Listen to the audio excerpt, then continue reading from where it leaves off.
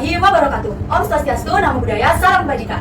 Halo teman-teman semuanya, gimana nih kabar kalian? Kuliah, kerja, aman dong ya? Atau udah mulai stres nih? Semoga lancar terus ya. Oke, di video kali ini nih kita bakal ngejelasin tentang dunia perekonomian. Oke, tapi sebelumnya ada pepatah yang mengatakan bahwa tak kenal maka tak sayang. Udah kenal ditinggal. Oke, perkenalkan nama saya Fadia Kata Salva. Saya di sini sebagai host yang akan memandu jalannya diskusi pada hari ini. Tapi saya nggak sendiri. Saya ditemani oleh 3 rekan saya yang sekaligus sebagai narasumber kita di hari ini. Nah, di sini ada Mbak Nabila Zahra Putri. Halo semuanya, nama saya Nabila Zahra Putri. Lalu ada Mbak Asni Angelina. Halo semuanya, perkenalkan nama aku Asni Angelina. Lalu ada Mbak Adinda Fairunisa. Halo semuanya, perkenalkan nama aku Adinda Fairunisa. Hari ini kita mau ngebahas tentang pengaruh pertumbuhan ekonomi Cina dan nilai tukar yuan terhadap penurunan ekspor Indonesia ke Cina. Oke, mungkin di pertama-tama nih aku mau nanya dulu nih ke Mbak Nabila Zahra Putri.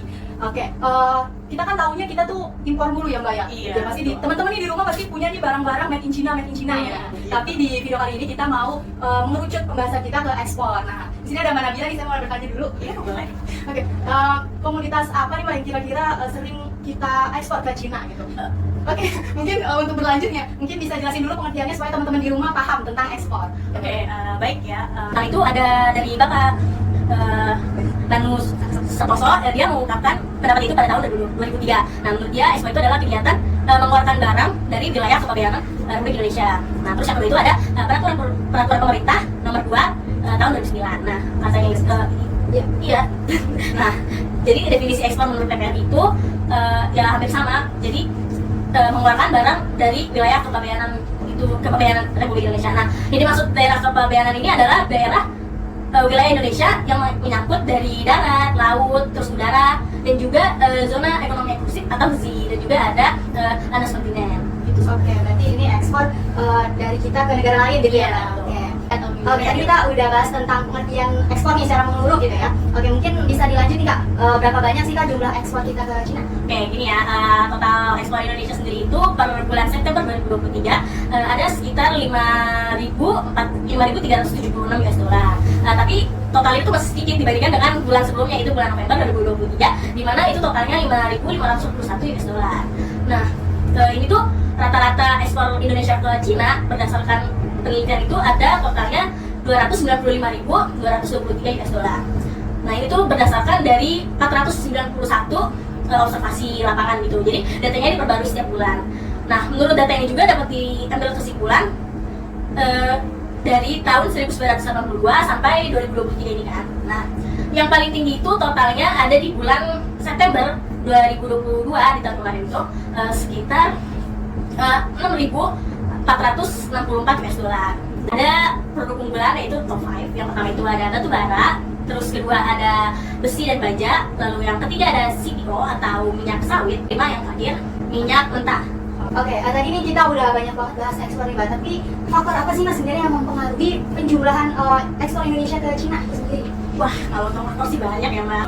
Ada dari turunnya permintaan, terus turunnya ekonomi dari Cina itu sendiri, terus ada inflasi, terus yang terakhir ada devaluasi yuan atau turunnya kurs yuan, dan juga terakhir itu ada harga produksi produk di Indonesia itu sendiri mahal gitu. Oh, seperti itu. Oke, terima kasih Mbak Nabila atas penjelasannya.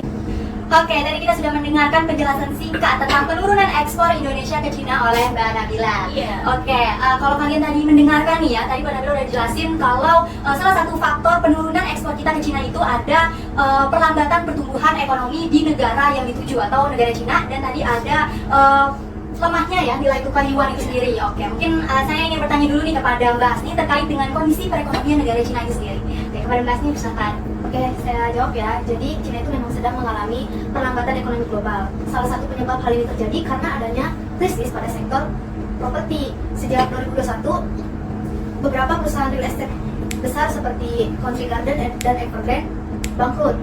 Padahal ya bisa dibilang tuh sektor tersebut menjadi salah satu sumber lapangan kerja bagi masyarakat di negeri tirai bambu tersebut. Oke, baik, kira-kira faktor penyebab terjadinya krisis properti ini apa nih Kak? Karena kan kita lihat bahwa selama ini Cina itu baik-baik aja gitu. Iya benar, ada beberapa penyebab krisis properti di Cina. Salah satunya tuh pemerintah Cina beberapa puluh tahun terakhir tuh dia memberikan izin properti meminjam dalam jumlah banyak untuk membiayai proyeknya.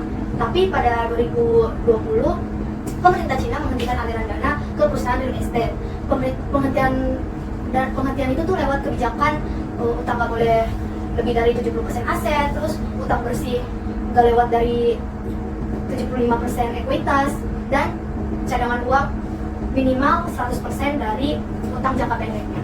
Lembaga pemerintah Standard & Poor's melaporkan sebanyak 50 perusahaan properti di negara tersebut tidak bisa membayar utang dalam 3 tahun terakhir. Bahkan ekonomi Cina itu dikabarkan tengah mengalami tekanan beruntun, mulai dari lesunya konsumsi masyarakat, inflasi yang rendah, terus ini sektor manufaktur yang melambat, dan yang terakhir itu ini krisis pada beberapa sektor. Kalau dilihat nih dari kondisi perekonomian Cina yang menurun nih Mbak Asni, hubungannya apa nih dengan penurunan ekspor yang tadi udah dijelasin sama Mbak Nabila? Jadi hubungannya itu seperti ini. Kan kita tahu ya kalau Indonesia itu sangat mengandalkan perekonomian Cina, baik dari sisi ekspor maupun sisi impornya. Betul. Nah, selama 1 tahun terakhir deh, perdagangan antara Indonesia ke Cina tuh mengalami penurunan. Jadi tuh ekspor Indonesia ke Cina pada Juni 2023 itu sebesar 5,5 miliar dolar Amerika Serikat. Angka ini tuh menunjukkan adanya penurunan sebesar 10,3% dari Juni 2022 sebesar 6,13 miliar dolar Amerika Serikat. Nah, situasi Cina saat ini tuh memberikan tekanan pada Indonesia karena Cina itu merupakan negara dengan perekonomian terbesar di Asia dan mitra dagang. Oke, terima kasih kepada Mbak Asni yang telah menjelaskan kondisi perekonomian di Cina. Oke, kalau tadi kita sudah mendengarkan penjelasan dari penurunan ekspor kita ke Cina ya, terus juga perekonomian Cina sekarang seperti apa gitu ya. Oke, sekarang kita mau cari tahu nih tentang kondisi nilai tukar yuan. Nah, oke, kepada Mbak Dinda nih, mungkin bisa nih ngejelasin tentang apa sih Mbak pengaruh dari nilai tukar yuan terhadap ekspor. Jadi itu kan harga mata uang atau biasa yang kita sebut itu kurs ya, memiliki dampak besar nih dalam perdagangan. Jadi kurs itu tuh kayak satu mata uang yang diukur dengan mata uang lain gitu. Jadi kurs ini tuh bisa berubah-ubah, naik atau turun secara terus-menerus. Dan perubahannya ini tuh sangat berdampak banget nih buat ekspor suatu negara. Itu ngatur nih gimana sih fluktuasinya biar nggak terlalu gede gitu. Dan dia juga akhirnya berpikir bagaimana sih untuk mengamankan cadangan dolar mereka. Itu siapa? Benar Kak. Terus tanggal 6 Juni 2023, Badan Pengawas yang dipegang oleh Bank Sentral Cina itu ngasih perintah nih buat bank pemerintah untuk buat nurunin suku bunga deposito dolar gitu. Tujuannya sih buat ini ya Kak, buat menahan pelemahan yuan terhadap dolar AS gitu ya. Dan memang berhasil pada awal bulan Juli gitu kan, sampai pertengahan bulan Juli. Cuma karena memang Cina itu masih punya dampak ya, masih ada dampak karena COVID-19 kemarin, dan juga karena karena perekonomian Amerika yang cukup stabil, dan suku bunga Bank Sentral Amerika juga yang tinggi gitu kan, akhirnya yuan kembali melemah gitu ya. Jadi emang keadaannya sedikit bolak-balik gitu ya. Oke, terima kasih Mbak Dinda yang sudah menjelaskan sangat padat, jelas gitu ya. Oke, mungkin saya izin untuk menarik kesimpulan dari podcast kita kali ini. Oke, jadi kesimpulannya nih, adanya kontraksi pada impor ini mencerminkan permintaan dalam negeri Cina ini yang masih menurun gitu, masih rendah. Nah, pelemahan ekspor impor ini membuat target pertumbuhan ekonomi di Cina sulit untuk digapai gitu. Nah, hal ini menjadi perhatian bagi pemerintah Indonesia karena yang sudah dijelaskan tadi oleh Mbak Nabila bahwa Cina ini merupakan tujuan utama gitu ya, ekspor kita ke Indonesia, ekspor kita ke Cina gitu, sekitar 24-25% gitu kan.